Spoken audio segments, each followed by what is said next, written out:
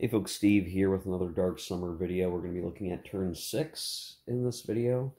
At some point, I may kick us into higher gear and get through multiple turns in a video, but we'll see how it goes. This might still be a single turn to a single video format. But we're now more than halfway through the game.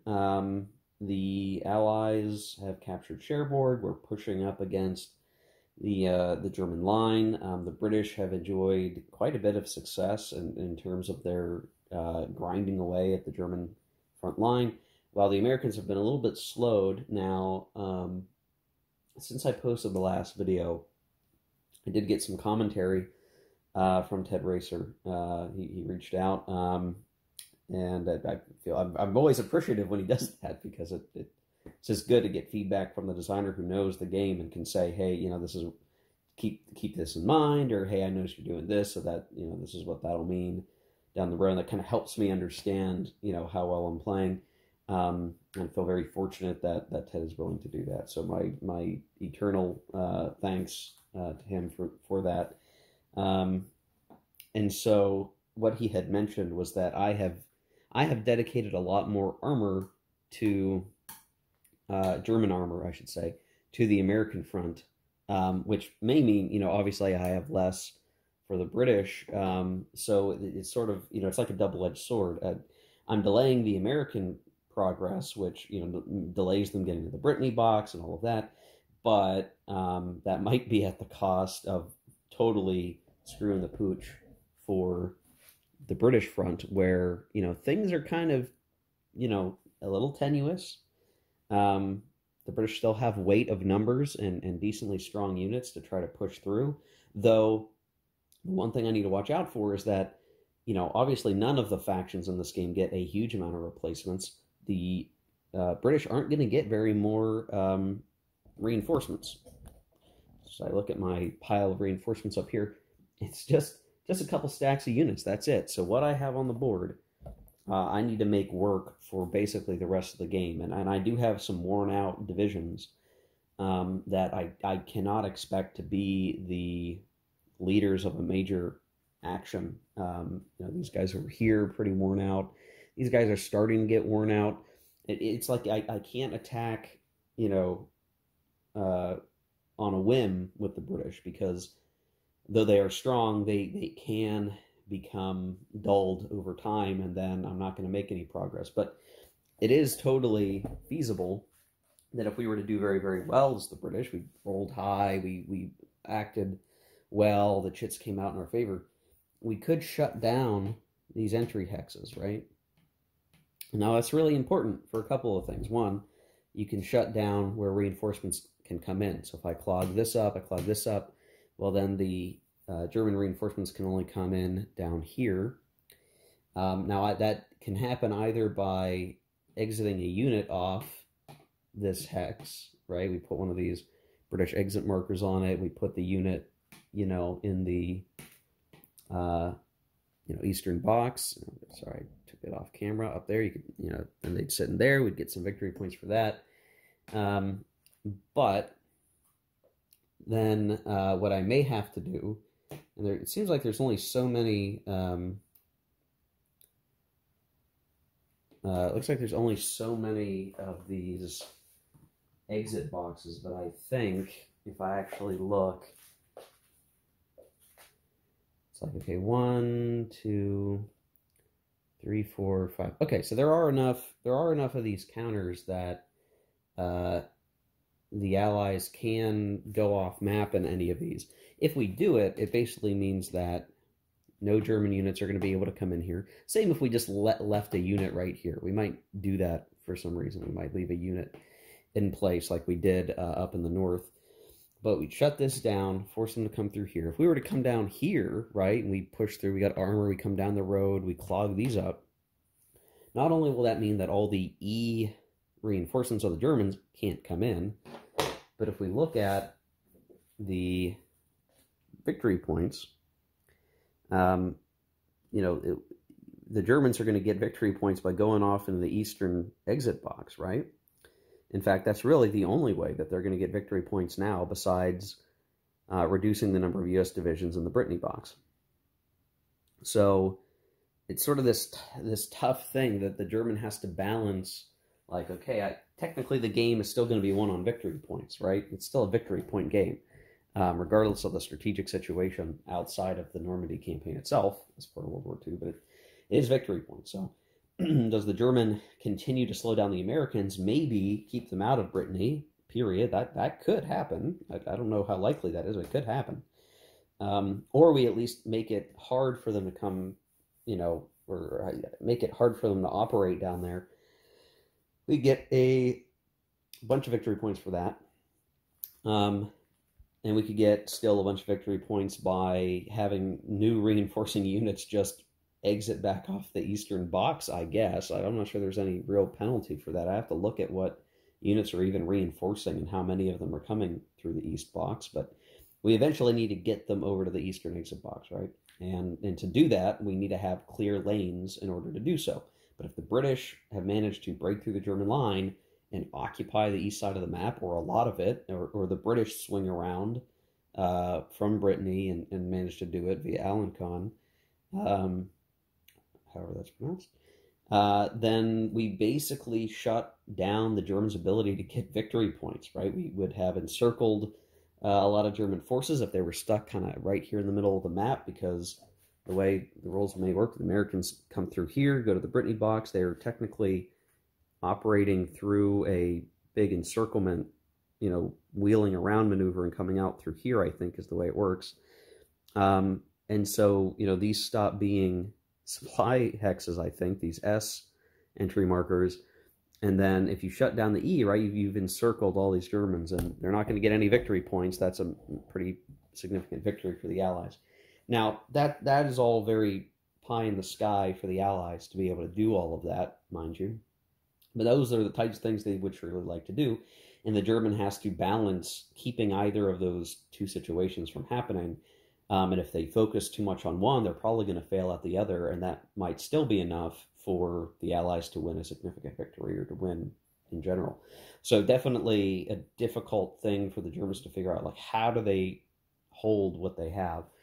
And, all through here, the bocage helps the Germans quite a bit. They can operate well because of the bocage. That's pretty good. Even after turn 6, when they lose some of their special abilities to turn results into other things, the column shifts just make this still difficult. But against the British, the Germans have issues. They still have some bocage down here. They can try to hold parts of the river. That will help slow down the British a little bit. Holding the bridges will be important, but they're starting to lose good terrain out here, right? We got the ridge. That's okay. Not as good as bocage. But then we just have that fillet plain. Yeah, I'm awful at French. We've established this many times in the past.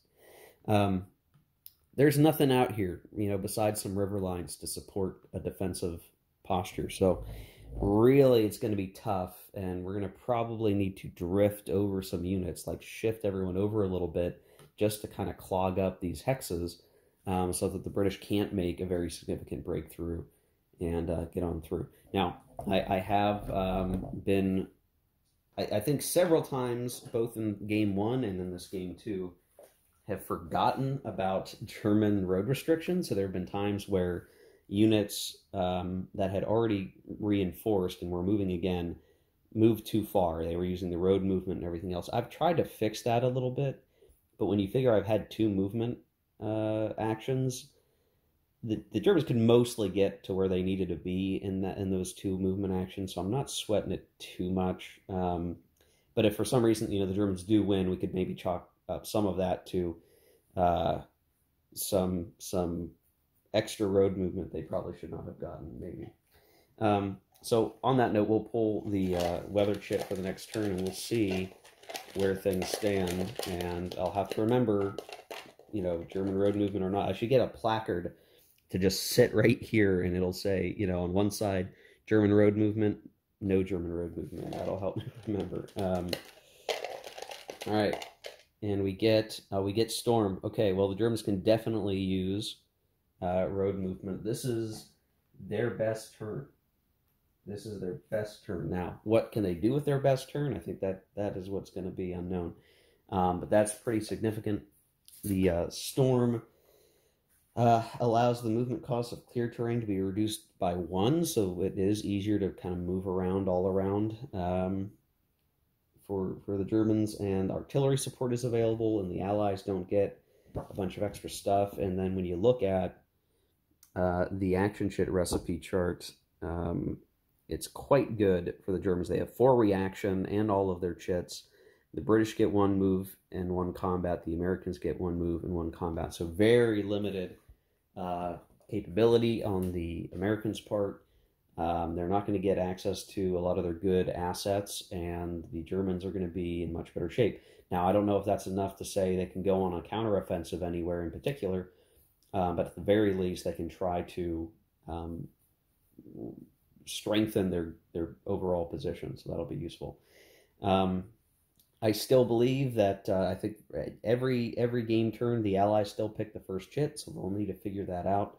I need to sit and think through it, because whatever I do is that, whether it's American or British, it's their one action of that type, basically, is how I'll probably play it. So if it's just the British movement, that's the only movement we're going to get. If I play it as an American movement, it's probably the only American movement that I'm going to do.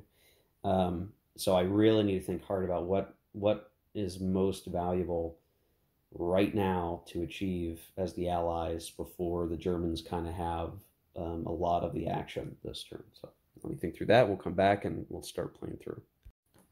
Okay, so I went ahead and had the British do their move first to get just that first action out of the way, and they did pretty good. I mean, you can see we're moving and we're creating a lot of problems ultimately for the Germans, and we're pressing this way, doing good there. We have managed to make use of the fact that we could come back around the city to maneuver some units in such a way that we could get armor on the other side of the river going around, have some infantry cross the major river because the German Zoks don't project over the river, so they could kind of slip over here, and now we're putting that guy out of supply.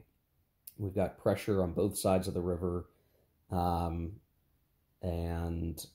yeah, things are just generally not looking that great for the Germans. So now is probably a good time to figure out, like, where, what do we want to do with a reaction. I think now is probably a fine time to do a reaction. We have plenty of reactions to do. The only problem is, like, we don't have, this is the only British move that's possible. What we don't have are a lot of good options. I think I want to save this guy. So if we activated the 17th SS, and as I look around, it's like this unit and this unit. I don't think I mixed up any other stacks. It's not a perfect move, but it's one that I think we definitely need to make. So yeah, he's going to do an emergency withdrawal. And then I think we have this guy withdraw 1 hex there, so he's not much of an option, right? And that's really it. So we go back to the cut, and we get, haha, British combat. That's funny. Okay, so we don't get to smack on some of these guys as much as we would have liked. We won't get a combined, but I do wonder, do we do a combined action here?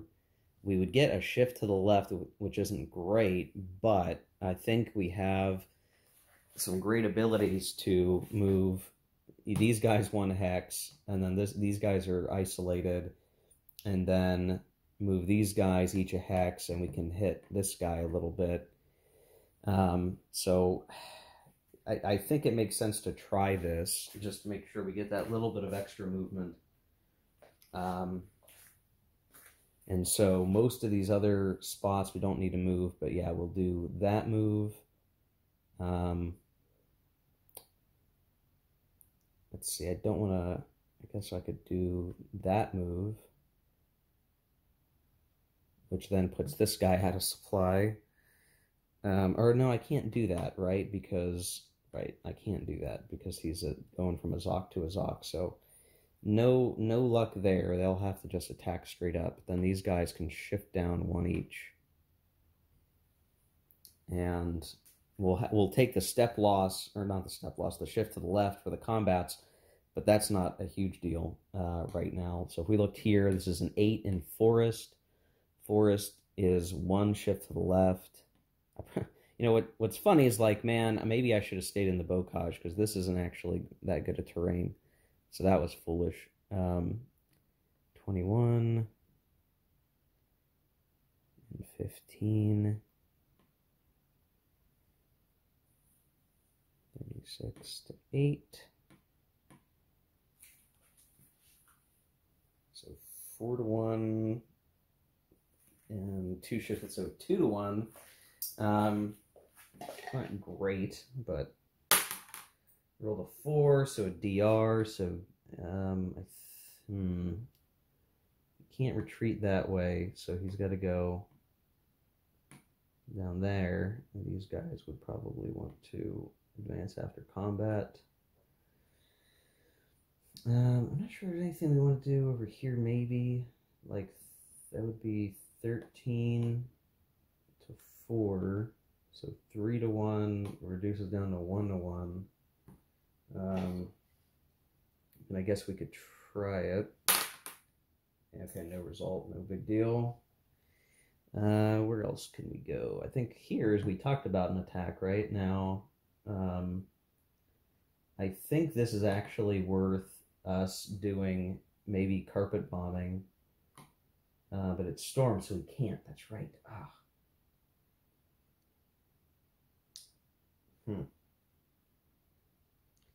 Well, I guess in one of these places we would have artillery support, so this would probably be a good place to do it.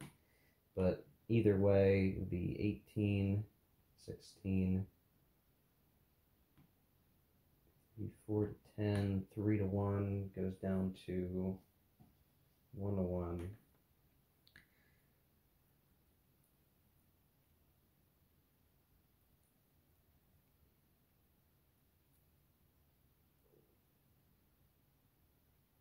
Yeah, but if we used artillery, that would actually make it a 1 to 2 ultimately. So maybe we'll do that. Ooh, we rolled a 6, so he's got to retreat. We'll have these guys. Well, this guy can cross the river. That's fine.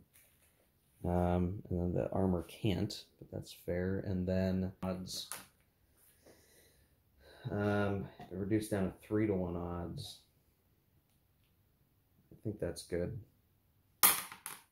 Rolled a EX, so that's 3 step worths units eliminated. So what do we want to do with that? Do 1,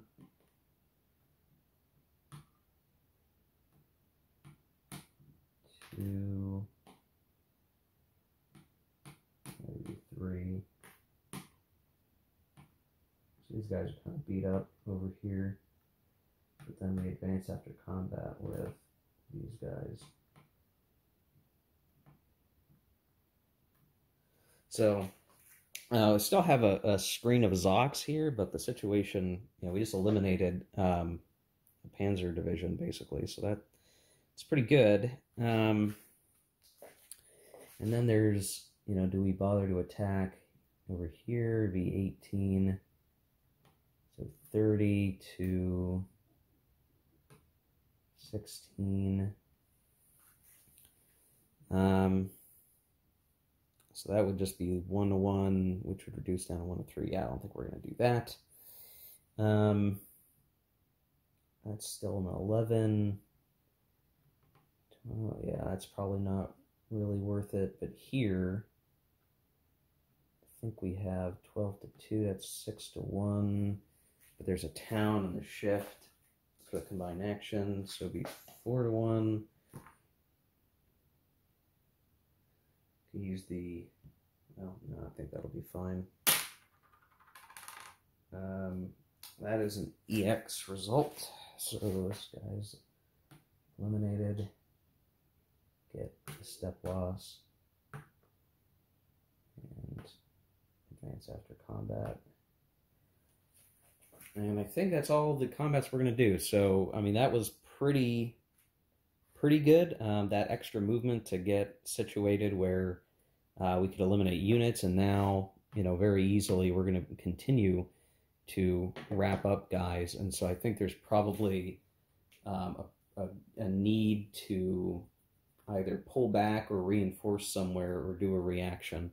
But I'll need to think on that. Okay, here we are after a German reaction, then an American move, and then a German reaction. So American reinforcements they sent down here to kind of help try to bust a hole. Other reinforcements are coming up down the roads. All the other American units had moved up, but the Germans had spent their 2 reactions, both before and after the American move, trying to get the 5th Fallschirmjäger, the paratroopers, over here to kind of help this, so that this unit on a German move can try to get reconfigured a little bit. So it's a little tough to figure out, like, how are we going to cover all of the spaces that are open right now and have decent coverage, and that's what the Germans are trying to solve. But in the cup, all that's left are 3 German shits, 1 American shit, and a reaction. So the Germans kind of feel pretty good. They can kind of do whatever they really want to this turn. Though they probably will maintain a defense and orient around that. So we do get the German movement or combat. I do think movement is in order here. They want to get their reinforcements. They'll roll for that. They roll 2. There are just 2 formations in here to begin with, and they are both east reinforcements. So I think it makes sense to help relieve some guys over here. I think we try 1, 2, 3, 4, 5, 6 to come over there, and then, you know, everyone else can move. So we'll figure that out. I'll do the rest of the moves off camera, and we'll just see where we end up. Okay, here we are after the German move. I haven't felt the need to actually do a whole lot because the storm reduces the Allied asset strength. They can basically stay in a lot of their formations. If it was relatively safe before, they could continue to be, but I have shuffled some things around just to make sure we've got some coverage. I do think it's an interesting puzzle trying to figure out, do you separate your division out to have more ZOC coverage, or do you keep everyone together knowing that there's a gap, but they can't get past the solid stack of defense factors to make use of that open hex, you know, where there is a ZOC.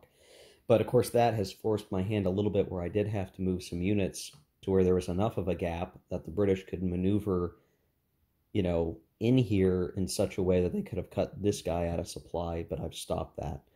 So we have, it is still a tight situation for sure, but I think the Germans are okay, knowing that they still have most of their actions to do. So we'll pull from the cup and see what we get. And we get the American movement or combat. Well, I don't think there's going to be much to worry about for... I guess there's not much to worry about for combat. They could simply do movement and have 2 moves this turn, and be well set up for next turn. I think that actually is worthwhile to try. So I think what they'll do is they'll move and get him 1, 2, 3, 4, 5, 6, 7, and get these guys moved up a smidge.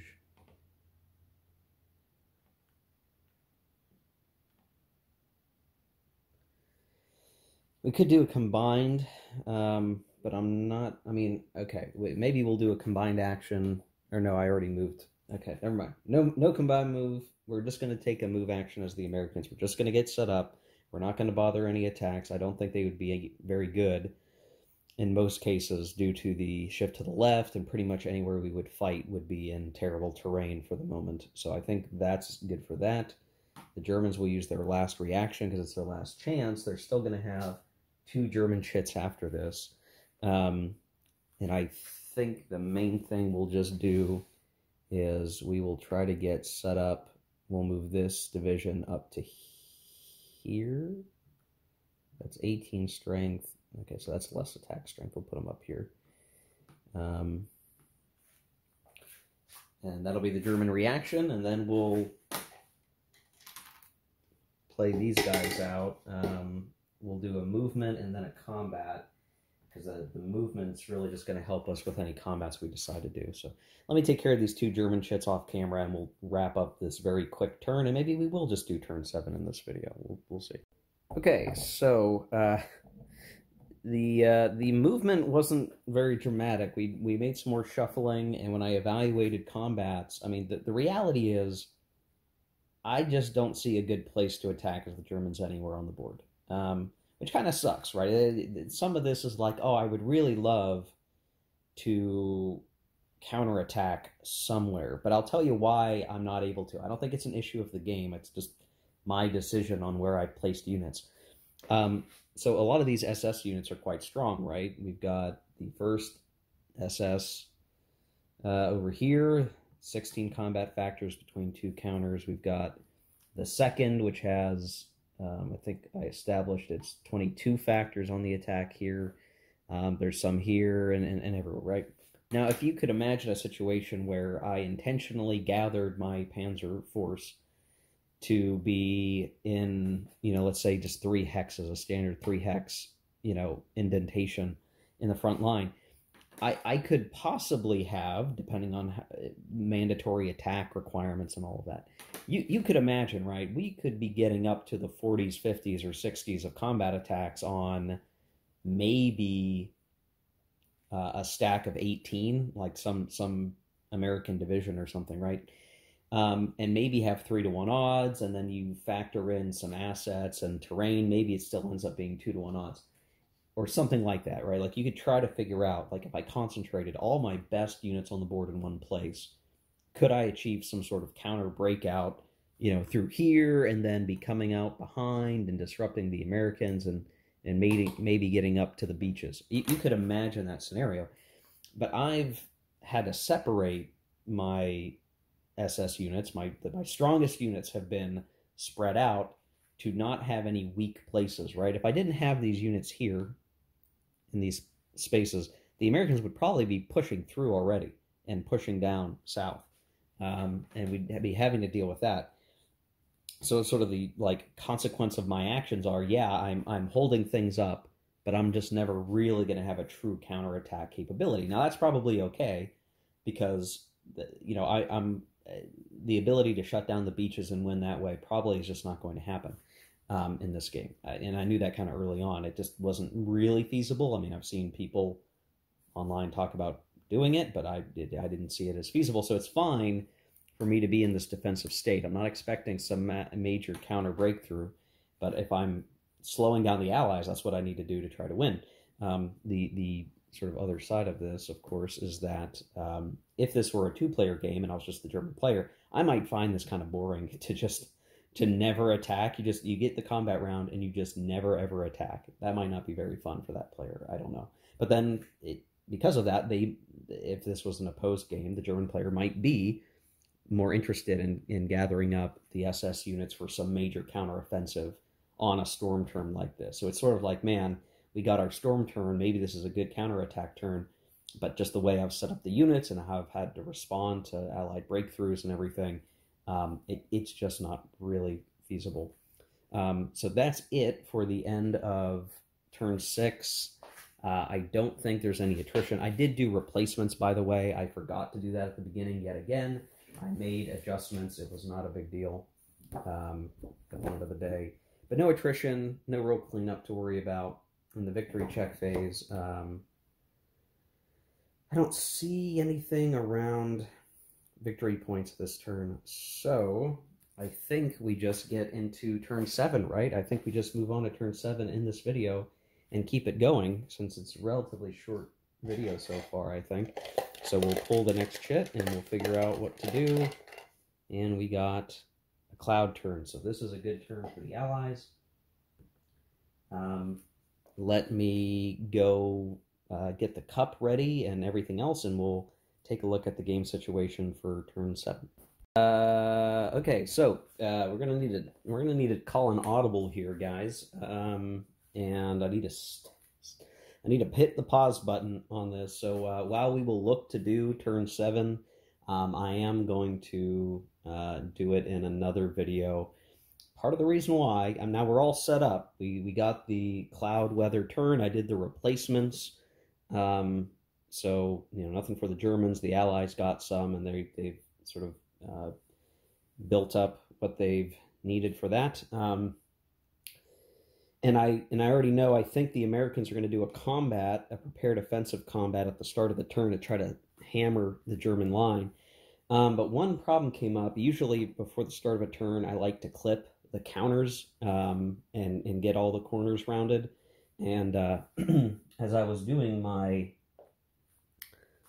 unit here, you can see there's a little bit of an issue with that one corner. It's because as I was doing the 4th corner of this this tank brigade, my corner rounder broke, which sucks. Because they're kind of expensive. Like they're not, it's like you can see the whole mechanism no longer crunches, and in fact the whole top part here is now raised up, and it usually doesn't even sit like this. So one of the mechanisms in the internal part of the corner rounder is busted. So rest in peace, corner rounder. Oregon Laminations corner rounder. I think I've had this thing for like 5 years. 5 years. It is rounded probably thousands of counters at this point over time. And he is kaput. He's done. Nothing left with this guy to do. So I am getting a replacement, but I want to be careful playing and having to worry about re-rounding corners and stuff. Not a huge deal, but I've got enough other things I need to worry about in my life. So we'll call it here, and then I will hope to get back to this very, very, very soon once I get my corner rounder and other stuff. It's not the only reason I'm going to pause here. I've got other stuff to worry about, but we will return. So in the next video, we will get into turn 7 proper with the American prepared offensives. Figure might as well stop here, rather than, like, I could do that action and then bring on units that haven't had the counters clipped, but I think this is a good stopping point. So okay, well, we'll see you in the next one, guys. Bad luck, that's what it is. We have a pile of casualties that now includes my corner rounder. Rip, rest in peace, my friend. See you in the next one, guys. Take care, keep gaming.